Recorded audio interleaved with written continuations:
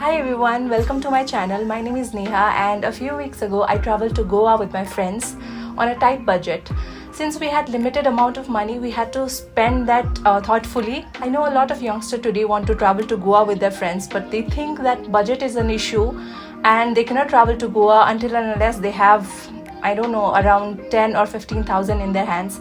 But it is not so. Today I'll be telling you how to travel to Goa or how to plan a trip to Goa under 6,000 rupees.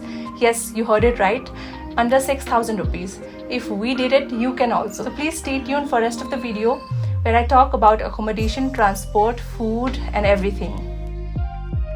Before starting, I want to give a quick disclaimer that this amount of money is what I spent on my trip to Goa. So this expense may vary from person to person, lifestyle to lifestyle, and your food habits also. So please don't think that this is the only budget that you can stick to. You can always spend less or spend more according to your lifestyle and according to your income. Since I went with my friends, it was really easy for me to split the expenses and the whole trip was quite affordable also. So let's talk about the first expense, which is traveling to Goa. From a lot of Indian cities, you can have a lot of options to travel to Goa. For example, you can take flights, you can take train, and then you can take a bus from road also. But I think the very cheapest and affordable option would be trains, and I went by train also. So we were 6 people and we were going from Ahmedabad. So from Ahmedabad to Goa, the ticket for round trip was 1310 rupees. I would like to increase 200 rupees here just for a safety net, and 1500 for the return tickets from your destination to Goa. Traveling by train is always a lot of fun if you're traveling with your friends. So I also traveled with my friends and it was a lot of fun. We played Ludo in train. We made friends with a lot of strangers. Well, the train prices also vary if you stay in nearby states from Goa. For example, if you stay in Maharashtra, if you stay in MP, and if you stay in nearby states of Goa, it will come down.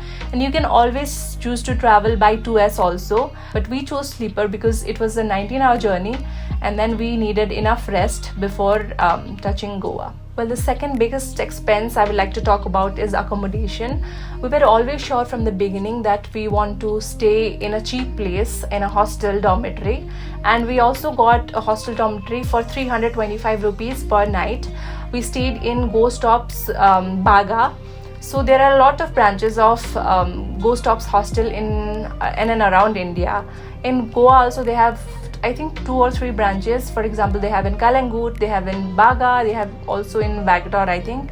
So we stayed in the Baga property, and which was really nice with AC rooms and a lot of good vibes. It costed us 325 rupees per night, but I think it was cheaper for us because we went there during off season. If you guys want to go there during peak season, it might be a little expensive, but not more than 500 rupees, I guess. So I have kept 500 rupees for accommodation per night. That would be 1500 rupees for 3 nights. The room in the dormitory was very clean, and they also had 2 balconies. We stayed in a mixed dormitory room where both males and females can stay, but you can also book a female dormitory if you are a female and you don't want to stay in a mixed dormitory, just in case. Now I would like to talk about the third point, which is transportation within Goa.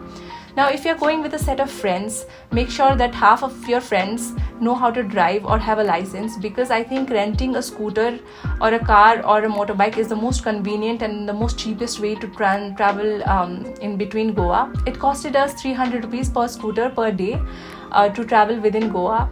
And regarding the petrol, well, it really depends. If your vehicle gives a good average, I think 150 rupees or 200 rupees petrol per day is more than enough to travel within North Goa. If you want to go to South Goa, it will be a little expensive because it is almost 80 to 100 kilometers far from North Goa. So for us, we went to South Goa also, and our vehicles were in pretty good condition also. So petrol costed 200 rupees per day, and when you add 300 rupees and 200 rupees, it comes as 500 rupees. So 500 into 3 is 1500 rupees for 3 days, and when you divide it by 2 people, it comes out as 750 rupees per person for the whole trip. By the way, I will link down in the description box below the number of the place from where we rented our bikes. It was from Panaji bus station.